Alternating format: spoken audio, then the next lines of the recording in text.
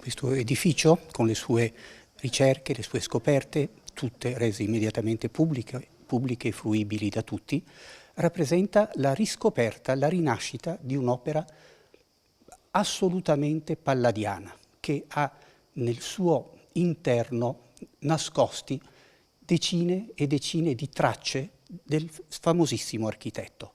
A Montecchio Precalcino Andrea Palladio progettò circa nel 1565 un'opera non per un nobile o un notabile del tempo, ma per un proprio fornitore, quello che procacciava il legname per la maggior parte delle sue creazioni.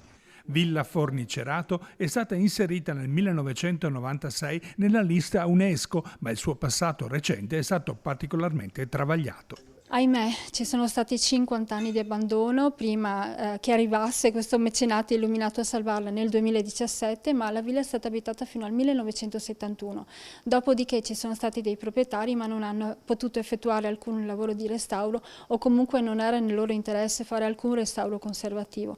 Di conseguenza la villa è diventata un bene occupato abusivamente da persone appunto sbandate o comunque persone che non avevano sicuramente a cura il bene e di conseguenza in questi ultimi 50 anni la villa ha accelerato il degrado. Il prestigioso immobile però si appresta a cambiare registro, non sarà destinata ad essere nuovamente una dimora, ma sarà utilizzata per ospitare iniziative e visite guidate per celebrare il suo creatore.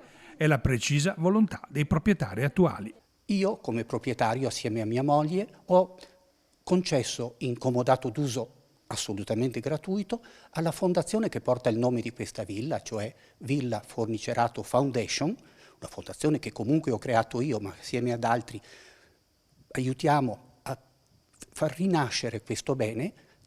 Adesso la fondazione è libera di usare in proprio questo bene come ne fosse la proprietaria.